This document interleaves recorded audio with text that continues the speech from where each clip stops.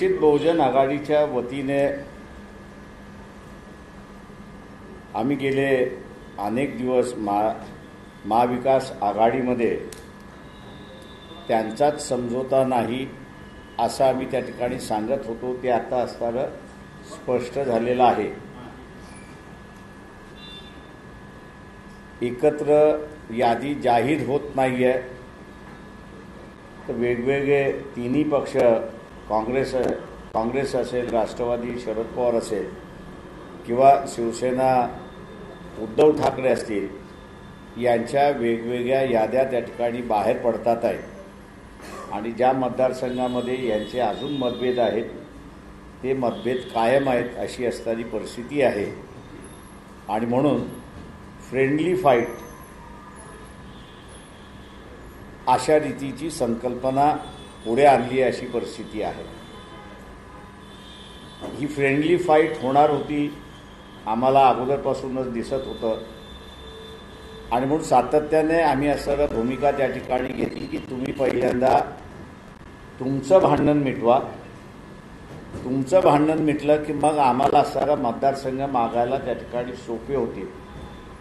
परंतु त्यांचं भांडण मिटत नाही म्हणून त्यांनी असणारा वंचित आम्हाला जागा देत नाही, कुठल्या पाहिजेत ते सांगत नाहीत, असं असणारं एक नॅरेटिव्ह त्यांच्याकडून प्रेसमध्ये आलेला होता. ज्या ठिकाणी त्यांचाच समझोता होत नाही त्या ठिकाणी आम्ही अजून जाऊन समझोत्यामधला बिघाड व्हायचा अशी जी परिस्थिती होती ती परिस्थिती टाळण्याच्या दृष्टिकोनातून आणि येती निवडणूक ही असणारा अत्यंत महत्त्वाचं आहे हे लक्षात घेता आम्ही काही भूमिका या असणाऱ्या त्या ठिकाणी घेतल्या. त्यामध्ये आम्ही असणारा पहिली भूमिका जी घेतली ती म्हणजे काँग्रेस पक्षाचे जे अध्यक्ष आहेत खरगेजी, त्यांना पत्र लिहिलं की मवियामध्ये तुम्हाला ज्या जागा देतील त्याच्यापैकी 7 जागेंवरती आम्ही तुम्हाला पाठिंबा देत आहोत. 2 जागेंवरती आम्ही असणारा पाठिंबा त्या ठिकाणी जाहीर केलेला आहे. एक कोल्हापूर आणि दुसरं असणारं नागपूर. उरलेल्या जागेंचं त्यांच्याकडून ज्यावेळेस माहिती येईल आमचा यादी फायनल होण्याच्या अगोदर तर तिथे आम्ही त्यांना असणारा पाठिंबा देऊ अशी असणारी परिस्थिती आहे. या सगळ्या गोंधळामध्ये लक्षात घेता काही सामाजिक राजकीय परिस्थिती अशा डेव्हलप झालेल्या आहेत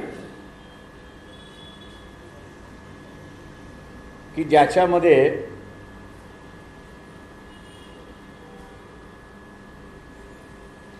एकाच विचाराची माणसं आणि संघटना एकमेकांच्या विरोधात लढतात आहेत अशी असणारी परिस्थिती आहे. 14-16 मतदारसंघ अशी आहेत की ज्या मतदारसंघामध्ये ही परिस्थिती आहे. दुसरं आम्ही जे म्हणत होतो की ज्या याद्या ज्या समझोता होणार आहे आणि जिथे समझोता होणार नाही अशी जी परिस्थिती आहे, जो पक्ष लढतोय त्याच पक्षाचं अस्तित्व आहे, उरलेल्या 2 पक्षांचं अस्तित्व नाही अशी असणारी परिस्थिती आहे. आणि त्याचं कारण गेले 20-25 वर्ष हे सातत्याने युतीच्या राजकारणामध्ये लढत आहेत आणि म्हणून जिथे काँग्रेस लढली असेल, जिथे NCP लढली असेल तिथेच यांचं अस्तित्व आहे. आणि ज्या लोकसभेच्या मतदारसंघामध्ये हे लढलेले नाहीत त्याच ठिकाणी यांचं असणारं अस्तित्व नाही अशी असणारी परिस्थिती आहे. तीच परिस्थिती आपल्याला असणारा सेना आणि BJPमध्ये त्या ठिकाणी दिसते. ज्या ठिकाणी सेना गेले 20-25 लढत आलेली आहेत तेच मतदारसंघ ते मागत आहेत. ज्या मतदारसंघामध्ये ते लढलेले नाहीत त्या मतदारसंघामध्ये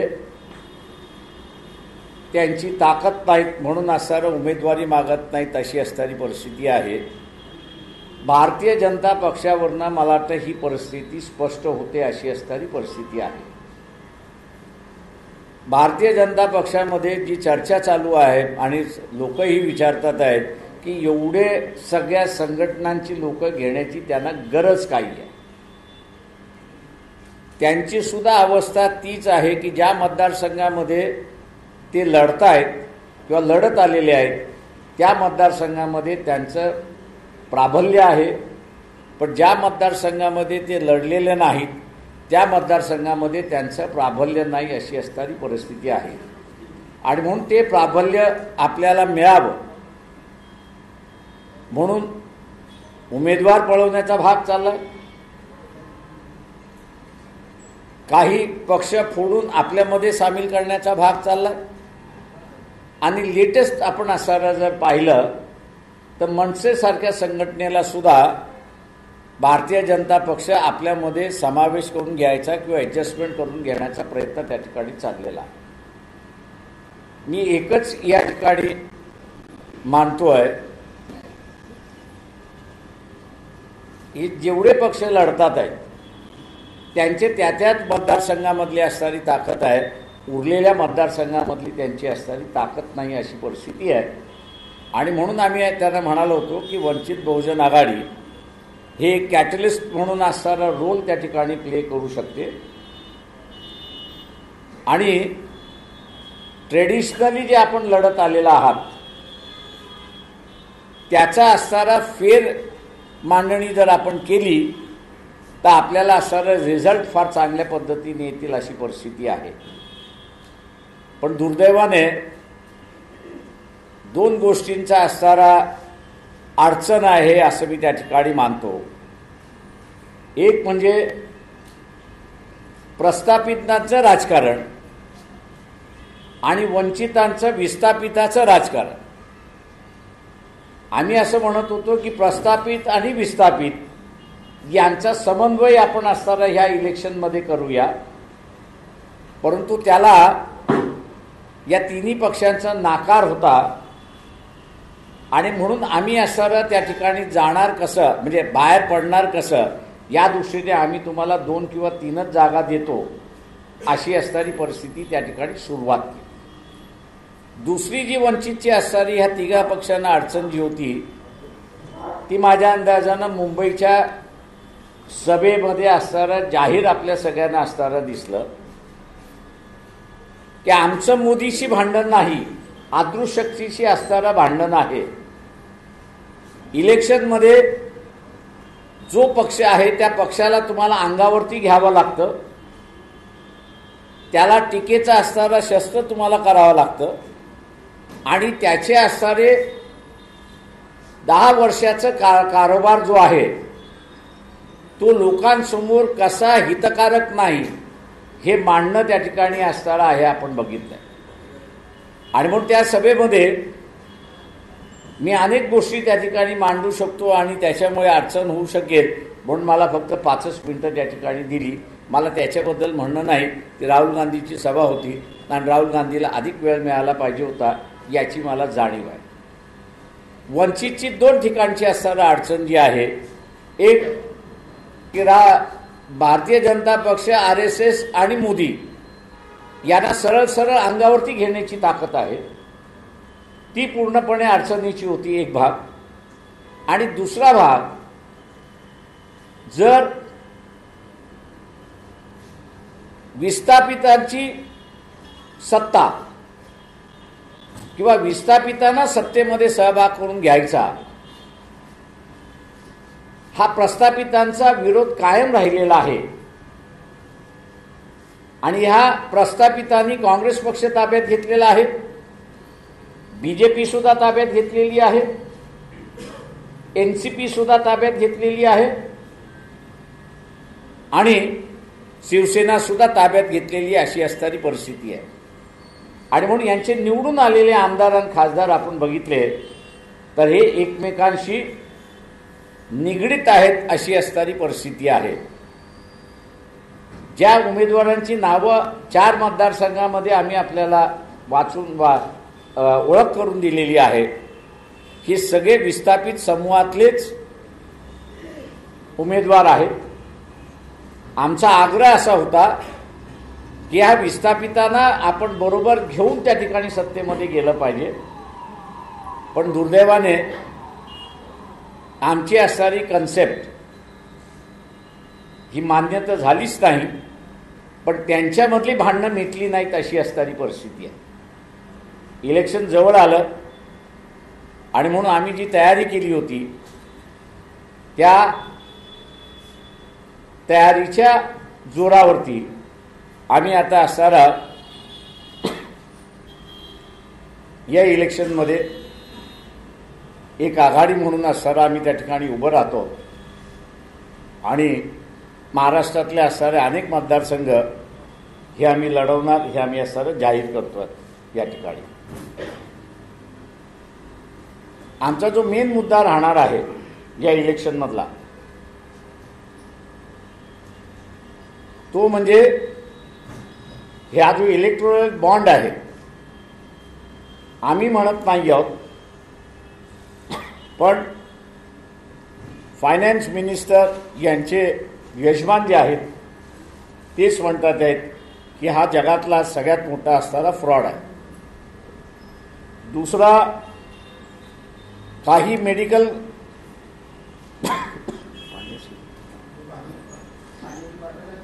मेडिकल कंपन्या ज्या आहेत ज्यांच्या औषधं बॅन केली होती, डोनेशन दिलं बॉन्ड मार्फत, ती औषधं पुन्हा बाजारामध्ये आली. तिसरा जो आहे तो त्या ठिकाणचा आहे की हुकुमशहाला असणारा या ठिकाणी जन्म दिला जातोय आणि त्याच्यावरचा असणारा शिक्कामोर्तब आता असणारा सुप्रीम कोर्टाने नोटबंदीच्या संदर्भात केला आहे की जिथे फायनान्स मिनिस्टरला सुद्धा ह्याची जाणीव नव्हती आणि एका दृष्टीने हा इल्लीगल डिसिजन आहे असं सुप्रीम कोर्टाने त्या ठिकाणी मांडलेलं आहे. तो इल्लीगल डिसिजन असल्यामुळे पुन्हा ज्या जुना नोट्या आहेत त्या चलनात येणार की न येणार याचाही इश्यू त्या ठिकाणचा आहे.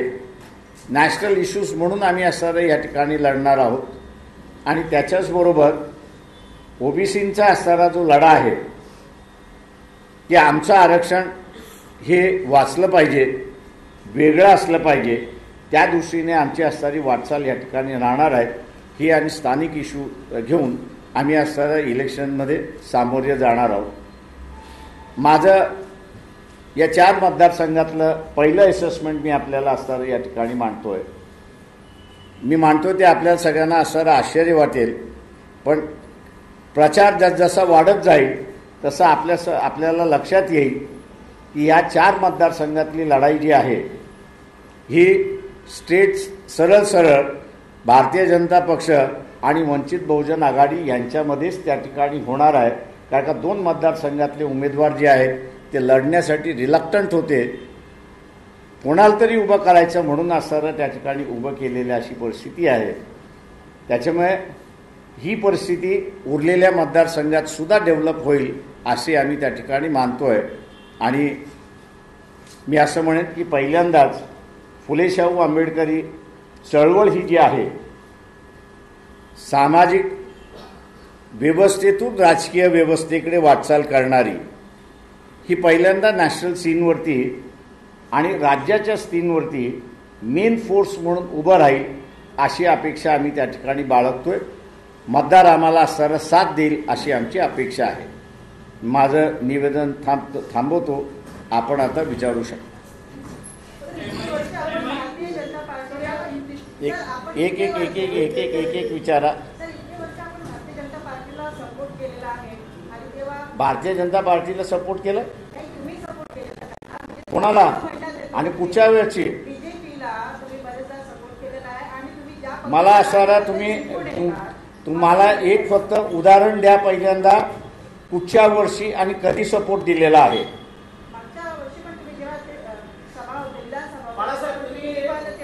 मला असणारा तुम्ही माझं स्टेटमेंट द्यायचं कुठल्या दिवसाचं आहे कुठल्या वर्तमानपत्रामध्ये आले, कुठल्या चॅनलमध्ये आलेलं आहे की आम्ही बीजेपीला पाठिंबा दिला आहे म्हणून. त्याच्यामुळे उगीच बिनबुडाचं म्हणणं चॅनलवरती आपण रिपोर्टर असल्यामुळे आपल्या रिपोर्टरपणाचा दुरुपयोग करू नका, एवढा माझा सल्ला आहे आपल्याला. तुम्ही तिसऱ्या आघाडीची घोषणा केलेली आहे, पण तिसऱ्या आघाडीमध्ये मनोज जरांगे पाटील राहणार नाही आणि तिथल्या मराठ्यांनी सुद्धा चक्क सांगितलं आहे की आम्ही वंचित बहुजन आघाडी सोबत नाही, आम्ही कुठल्याही सोबत राहणार नाही म्हणून. जरांगे पाटील तुमच्या सोबत नाही आहे, काल घोषणा झाली. ते त्यांची झाली ना घोषणा. त्यांची संघटना आहे, त्यांना जो निर्णय घ्यायचा होता त्यांनी तो निर्णय घेतला. त्या ह्याच्यामध्ये त्यांच्या निर्णयाचं आम्ही असं स्वागत करतोय. त्याच्यामुळे ते आहेत की नाही आहेत याच्याशी आम्ही असं हे करत नाही आहोत. एक पक्ष म्हणून आमची भूमिका आम्ही जाहीर केली. त्यांनी एका काळी व्यक्त केलं की आम्हाला असं राजकीय भूमिका घ्यायची आहे आणि राजकीय भूमिका घेत असल्यामुळे आम्ही सकल मराठा जिल्ह्यामधल्या समित्या ज्या आहेत त्यांचं ओपिनियन घेऊ. त्यांनी असं म्हटलं की आपण या इलेक्शनमध्ये भाग घ्यायचा तर आम्ही घेऊ, नाही घ्यायचा म्हटला तर नाही घेऊ. त्यांनी त्यांच्या संघटनेची भूमिका घेतली, त्याच्यामुळे आम्हाला फरक पडत नाही त्याच्यामध्ये.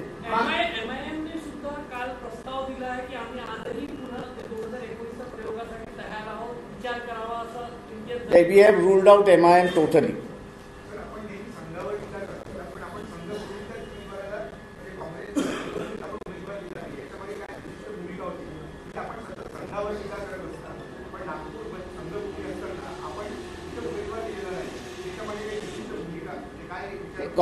आम्ही जे काँग्रेस पक्षाला अगोदर पत्र लिहिलं होतं पाठिंब्याचं, त्याच्यामध्ये त्यांनी असणारा आम्हाला जी 2 नावं कळवली त्या 2 उमेदवारांना आम्ही असणारा पाठिंबा त्या ठिकाणी दिला. त्यांनी मागितला, आम्ही दिला. काँग्रेस पक्षाने आमच्या उमेदवाराला पाठिंबा द्या असं सांगितलं आणि आम्ही त्यांना पाठिंबा दिला कोल्हापूरमध्ये आणि नागपूरमध्ये. आज त्यांनी कळवलं तर आम्ही त्याचा विचार करू. आंबेडकर साहेब 2019च्या निवडणुकीमध्ये वंचित बहुजन आघाडीच्यामुळे काँग्रेसला सर्वाधिक फटका बसला आणि भारतीय जनता पक्षाला त्याचा फायदा झाला. चुकीचं आपण असं म्हणताय. आपला अभ्यास जरा कमी आहे. मी आपल्याला करेक्ट करतो की काँग्रेसच्या उमेदवारामुळे वंचित बहुजन आघाडीचे 8 उमेदवार, ऐकून घ्या आता, तुमचं झालं ना. तुम्ही प्रचाराचा मुद्दा असणारा तुम्ही टीव्हीच्या माध्यमातून करू नका म्हणून तुम्हाला असणारा सांगतोय. म्हणून ऐका. आता ऐका जरा. झालं ना तुमचं बोलून झालं ना. रिपोर्टर म्हणून राहा, कोणाचा असणारा स्पोक्सपर्सन म्हणून राहू नका, ही माझी विनंती आहे. आम्ही मागच्या वेळेस हे का नाही म्हणालात की काँग्रेस पक्षाला एनसीपीला की तुम्ही 12 ठिकाणी 5 वेळा हरलेला कंटिन्युअसली. त्या कंटिन्युअसली हरलेल्या 12 जागेंमधनं तुम्ही आम्हाला उमेदवार द्या. हे नॅरेटिव्ह का नाही तुम्ही रिपीट करत?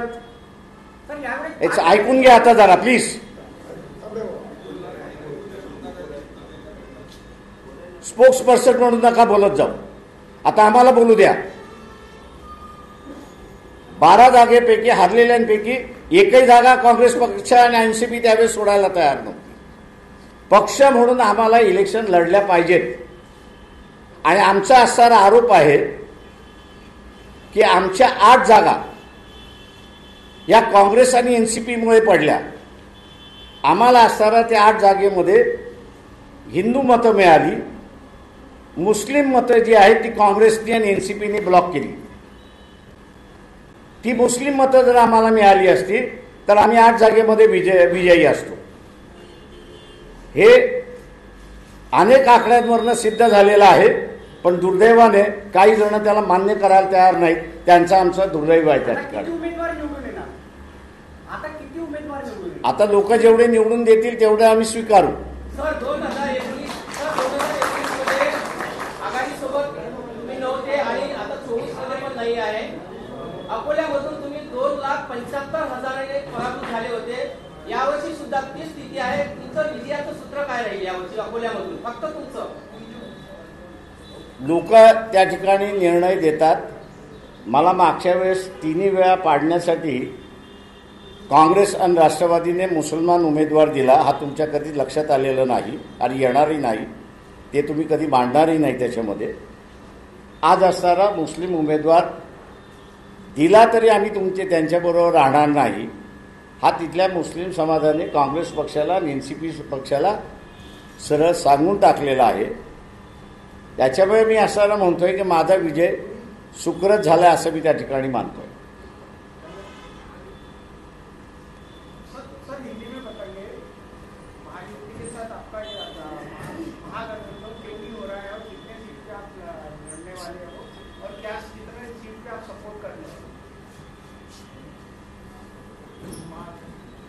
महाविकास आघाड़ी जो है,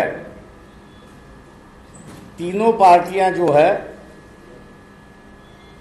ये तीनों पार्टियां जो विस्थापित समूह है उसको स्वीकारने के लिए तैयार नहीं है. जो सत्ता में प्रस्तापित है उन्होंने ये 3 पार्टियों पे कब्जा किया हुआ है और इसलिए वंचित बहुजन आघाड़ी की ताकत होने के बावजूद भी 2 या 3 सीट के ऊपर जाने के लिए वो तैयार नहीं. इस बात को उनको पता था कि अगर इनको हम लोग इनके ताकत के मुताबिक सीट दी जाएगी, जो विस्थापित समूह है उनको ये नुमाइंदगी देगी और सत्ता जो कुछ परिवारों के हाथ में बंदिश है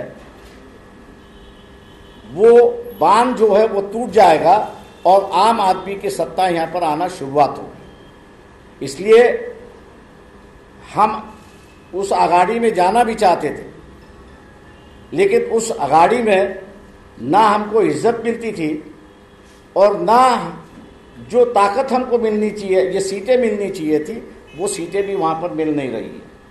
दूसरी बात, वहां पर जो है उनका ही झगड़ा खत्म नहीं हुआ है, वो आज भी दिखाई देता है. हर तीनों पार्टियां जो है वो अपनी अपनी अलग अलग लिस्ट वहां पर पब्लिश कर रही है. हम नहीं चाहते थे कि उनके खिचड़ी में हम लोग जाके फंसे और अपनी ताकत को गवा दें. यहाँ पर मैं आज भी मानता हूं कि वंचित बहुजन आघाड़ी पिछले 5 साल में एक बड़ी ताकत करके उभरी हुई है, एक पर्याय के प्रांत में यहाँ पर उभर चुकी है और जो 4 कॉन्स्टिट्यूंसीज के उम्मीदवार आज लड़ रहे हैं, ये चारों कॉन्स्टिट्यूंसीज के उम्मीदवार जो है उनकी सीधी सीधी लड़ाई जो है वो भारतीय जनता पक्ष के साथ, भारतीय जनता पक्ष में है, क्योंकि 2 उम्मीदवार जो चेंज हुआ है वो लड़ना नहीं चाहते थे. कांग्रेस की ऐसी परिस्थिति है और इन्हीं वजहों से जो है वो आघाड़ी के साथ जो है हम लोग का जुड़ नहीं रहा है या जम नहीं रहा है, एक परिस्थिति है. और इसलिए हम लोग ने फैसला किया कि हम लोग जो है ओबीसी को साथ में लेते हुए, जो मराठा आंदोलन के माध्यम से जरांगे पाटिल ने अगर राजनीति में आने से अपने आप को रोका है, लेकिन उनकी जो ताकत है उसको साथ में लेते हुए यहाँ की बदलाव की राजनीति हम लोग शुरुआत करेंगे.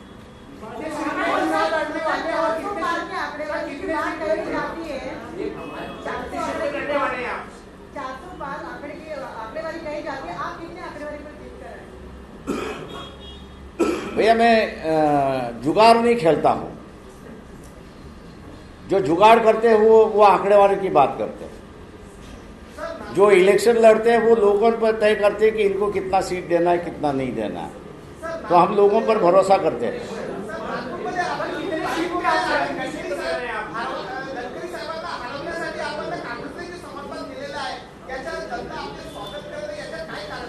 नहीं, मैं आपल्याला म्हणालो कि हमने जो है वो कांग्रेस पार्टी को चिट्ठी लिखी थी कि वे हम आपको MBA से जितने सीटें मिलेंगी उसमें से 7 सीटों पर हम समझौता समर्थन देने की हम तैयार है कांग्रेस ने हमको 2 सीटों का बता दिया था कि कोल्हापुर की और नागपुर के सीट पर आप समर्थन दीजिए। हमने कांग्रेस दोनों का समर्थन दे दिया है। आप उसमें कौन हारेगा कौन जीतेगा उससे मुझे कोई मतलब नहीं है।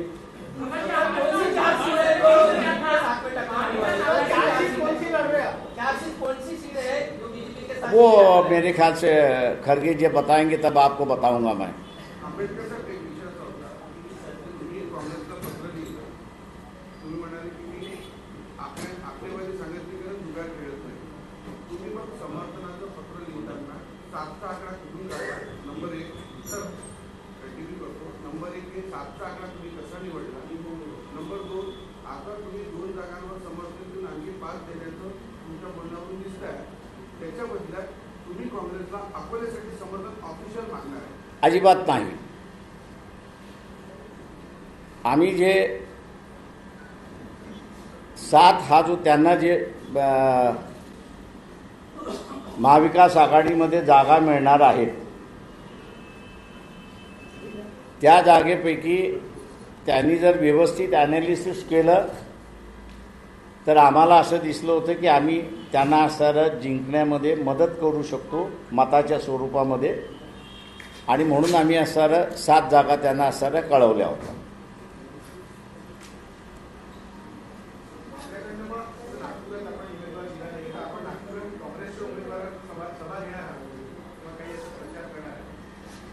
काँग्रेस पक्षाकडून अजून मला काही प्रस्ताव आलेला नाही. तेव्हा काँग्रेस पक्षाकडून जोपर्यंत प्रस्ताव येत नाही तोपर्यंत मी काही बोलू शकत नाही. प्रस्ताव कसा आहे तो तर बघितला पाहिजे. मला काय मी ऑफहँड कसं काय मला विचारताय?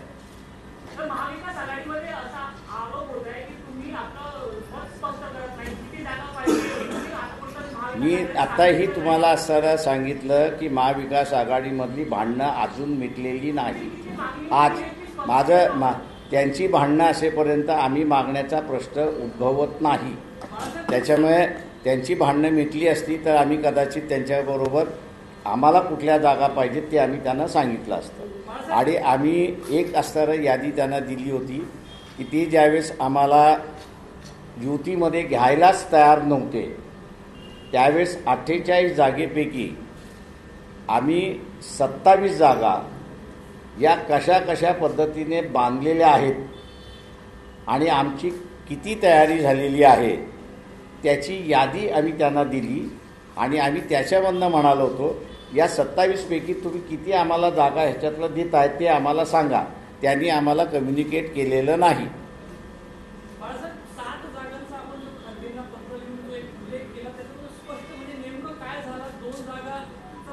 आता त्यांनी असं आहे माझं म्हणणं असेल तो काँग्रेस पक्षाचा इश्यू आहे त्याच्यावरती मी काही बोलू शकत नाही. त्यांनी आम्हाला 2 जागांवरती पाठिंबा मागितला, आम्ही 2 जागांवरती पाठिंबा दिला. सांगतील तेव्हा आम्ही बघू. आमची लिस्ट येण्याच्या अगोदर आलं तर आम्ही त्यामध्ये डेफिनेटली कन्सिडर करणार आहोत.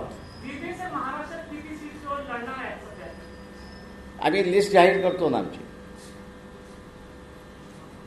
अमरावतीमध्ये लाखोच्या संख्येने तुमची सभा झालेली होती मोठ्या प्रमाणात आणि महाराष्ट्रामध्ये ती सभा मोठी होती तरी पण तिथे स्थानिक उमेदवारांना तुम्ही स्थान दिलं नसल्यामुळे तिथे वंचित बहुजन आघाडीचे कार्यकर्ता नाराज आहे. तो इंटरनल मॅटर आहे, मी पब्लिकली डिस्कस करत नाही.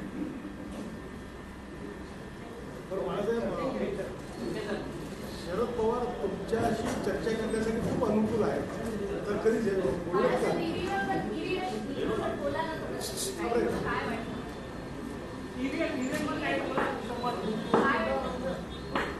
मी एवढं म्हणणार आहे की जे उमेदवार आहेत त्या सगळ्या उमेदवारांनी ह्या 4 गोष्टी केल्या पाहिजेत. एक म्हणजे भारत हेवी इलेक्ट्रिकल आणि इलेक्ट्रॉनिक कॉर्पोरेशन ऑफ इंडिया यांचे जे अधिकारी येणार आहेत रिटर्निंग ऑफिसरला पहिल्यांदा त्यांनी विचारलं पाहिजे की यांची अपॉइंटमेंट कोणी केलेली आहे. ते EVM सांभाळण्यासाठी त्यांची अपॉइंटमेंट कोणी केलेली आहे. इलेक्शन कमिशननी केलेली आहे की त्यांची अपॉइंटमेंट या 2 कॉर्पोरेशन ज्या आहेत त्या कॉर्पोरेशननी केलेली आहे. त्यांची अपॉइंटमेंट जर इलेक्शन कमिशननी केली नसेल तर त्याच्याबद्दल त्यांनी आक्षेप घेतला पाहिजे आणि हे इलेक्शनमध्ये भाग घेणार नाहीत त्याचा असताना दक्षता घेतली पाहिजे. दुसरं जे आहे, टॅग किती येतात, सील करणारे टॅग किती येतात, त्याचा त्यांनी हिशेब मागितला पाहिजे आरोकडे, रिटर्निंग ऑफिसरकडे, की किती टॅग आलेले आहेत आणि ज्या दिवशी सील होणार त्या दिवशी किती टॅग सील झालेत आणि किती शिल्लक राहिलेत त्याचा असणारा हिशेब मागितला पाहिजे. तिसरी गोष्ट, जी डेमॉन्स्ट्रेशन होणार आहे ते फक्त 50 मताचं नाही, तर रिटर्निंग ऑफिसरला त्यांनी सांगितलं पाहिजे की एक पूर्ण मशीन, मग तिच्यात 800 मतदान असेल किंवा 1200 मतदान असेल, हे पूर्ण 800 आणि 1200 मतदान तुम्ही आम्हाला करून त्या ठिकाणी दाखवा. उमेदवार जे मतदार आहेत ते आणि 800 आणि 1200 जे मतदान दाबल्या जाईल त्या प्रमाणात ह्या उमेदवाराला किती दाबले, या उमेदवाराच्या नावाने किती दाबले, म्हणजे जेवढे उमेदवार आहेत त्याच्या नावाने कोणी कोणी दाबलेले आहेत त्यांचा आकडा घेऊन जेव्हा रिझल्ट हे जे बटन दाबल्या जाईल आणि त्याचा डिस्प्ले जो होईल तो डिस्प्ले दाबलेल्या बरोबर आहे की नाही याचा त्यांनी असा खुलासा त्या ठिकाणी केला पाहिजे. जी ईव्हीएम आणल्या जाईल, रिटर्निंग ऑफिसर जी ईव्हीएम आणेल ती नाही, तर रँडमली सिलेक्ट झालेली ईव्हीएम जी आहे ती त्यांनी त्या ठिकाणी घेतली पाहिजे. चौथं त्याच्यामध्ये त्यांनी वोटरला जागृत केलं पाहिजे की बटन दाबता दाबता ते जे पेपर ट्रेल आहे त्या पेपर ट्रेलवरती त्यांनी दाबलेलं बटन म्हणजे सिम्बॉल हा उमटलाय की न उमटलाय हा त्यांनी त्या ठिकाणी बघावं. हे सगळं करून झाल्यानंतर सुद्धा उमेदवारांनी एक अर्ज रिटर्निंग ऑफिसरला त्या ठिकाणी दिला पाहिजे.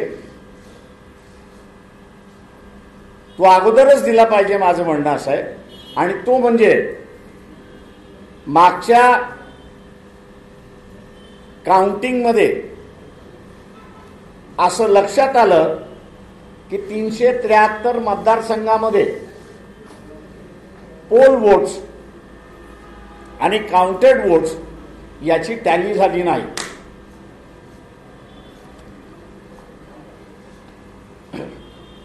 याची टॅली झाली नाही.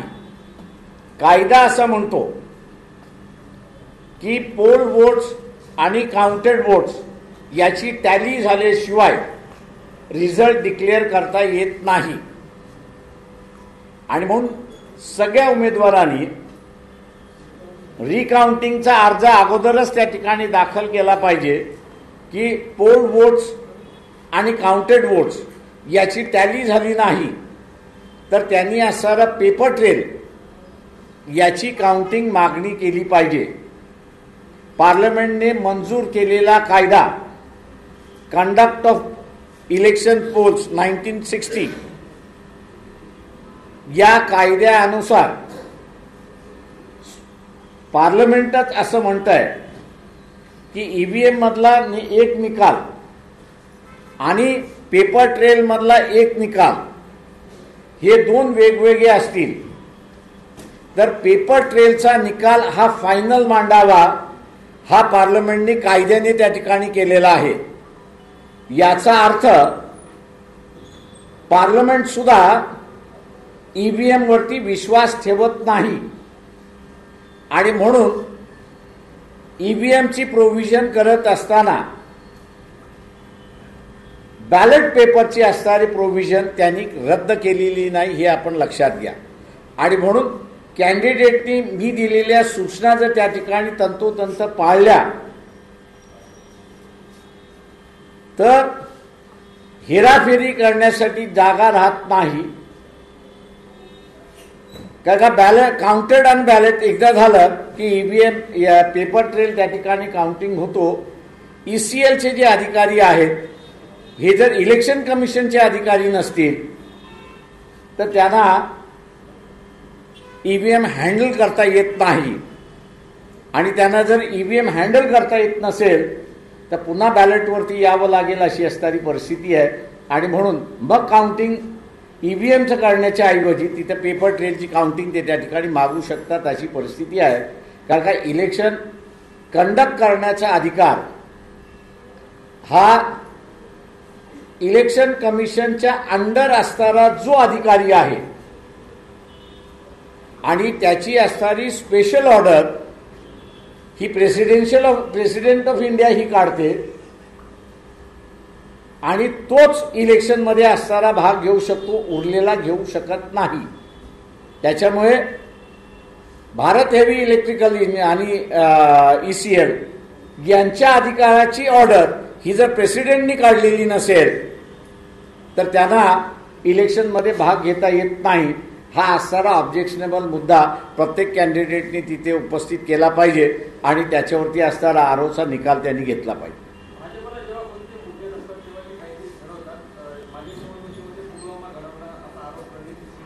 अब माझा सारा चॅलेंज आहे की जे मेजर जनरल TV वरती येतात त्या सगळ्यांना असणारा माझं आव्हान आहे की एकदा तरी खरं बोला.